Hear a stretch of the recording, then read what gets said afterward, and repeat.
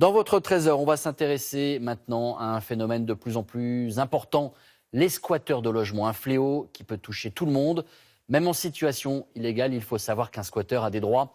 Fanny Stenler va nous expliquer pourquoi dans un instant. Mais d'abord, notre reportage. Frédéric Rotas, Soigny Thiebaud et Régis Maté ont rencontré deux propriétaires confrontés à cette situation. Regardez. Propriétaire d'un petit 2 pièces à Paris, cette jeune femme nage depuis peu en plein cauchemar. Situé au rez-de-chaussée de cet immeuble, son appartement était inoccupé en prévision de quelques travaux. Inoccupé, pas vraiment, c'est en tout cas ce qu'elle a découvert un beau matin. Quand j'ai voulu rentrer dans l'appartement, en fait la clé rentrait plus dans la serrure. J'ai vu quelqu'un dans la rue qui me regardait bizarrement et il m'a dit j'habite ici. Du coup je lui ai dit je ne pense pas parce que c'est moi la propriétaire. Et il m'a dit si et j'ai appelé la police.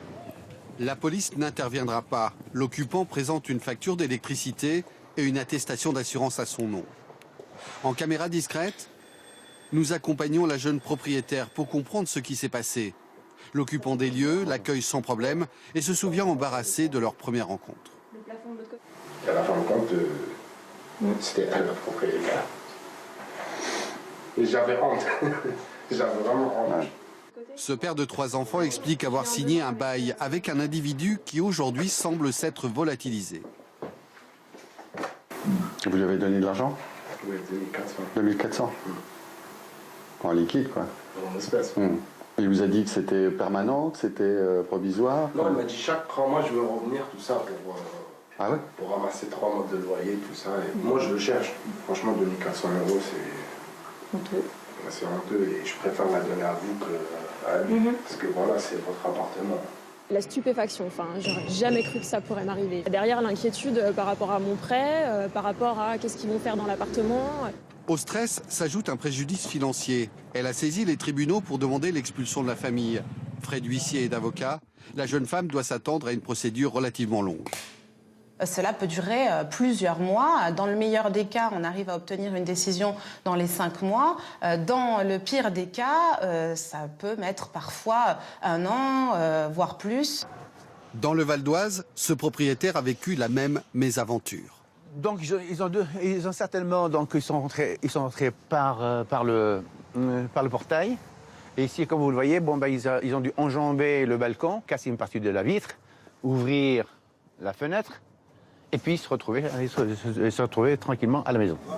Profitant de son absence dans cette résidence secondaire, plusieurs familles s'y sont installées. Et pour prouver leur présence depuis plusieurs jours, elles ont présenté un ticket de livraison de pizza, car au-delà de 48 heures d'occupation, l'expulsion immédiate n'est plus possible. Et ils ont présenté ça aux policiers, la police n'a rien fait. Pour eux, effectivement, ils sont en règle. Quand vous leur demandez de partir parce que vous êtes propriétaire, qu'est-ce qu'ils vous répondent? Ils disent non, on est chez nous. Les occupants seront finalement délogés par des soutiens du propriétaire quelques semaines après leur intrusion dans la maison, au plus grand soulagement de Youssef et de ses voisins. Alors on vient de le voir, se retrouver face à des squatteurs peut être déstabilisant. Fanny Stenler, bonjour. Quelles sont les démarches à entreprendre pour un propriétaire qui veut se défendre et récupérer son bien? Bien, Nathanaël, la première chose à connaître, c'est le fameux délai fatidique de 48 heures. C'est-à-dire que si l'on arrive à constater ou à faire constater par des témoignages de voisins la présence de ces squatteurs dès leur arrivée depuis moins de 48 heures, alors on peut porter plainte directement au commissariat et la police peut intervenir tout de suite pour les déloger. Et si le délai de 48 heures est dépassé, si on se rend compte de leur présence après 2 jours, qu'est-ce qu'on peut faire? Bien là, la procédure devient tout de suite beaucoup plus longue. Il faut compter plusieurs mois avant de les déloger. Tout d'abord, il faut saisir le tribunal de grande instance qui, lui, va désigner un huissier pour faire constater le squat. Et puis, une fois que le juge aura rendu sa décision, l'huissier, avec un serrurier, procédera à l'expulsion des squatteurs. Une procédure très longue. Il est possible d'accélérer les choses? Alors, même si cela peut paraître tentant, il ne faut surtout pas essayer de résoudre les choses par soi-même. Parce que si vous agissez sans décision de justice, les squatteurs sont en droit de vous attaquer, et c'est un comble, pour violation de domicile. Il faut savoir que une proposition de loi a été déposée, et le délai de 48 heures pour dénoncer un squat qui, effectivement, peut paraître très court, pourrait être allongé à 96 heures.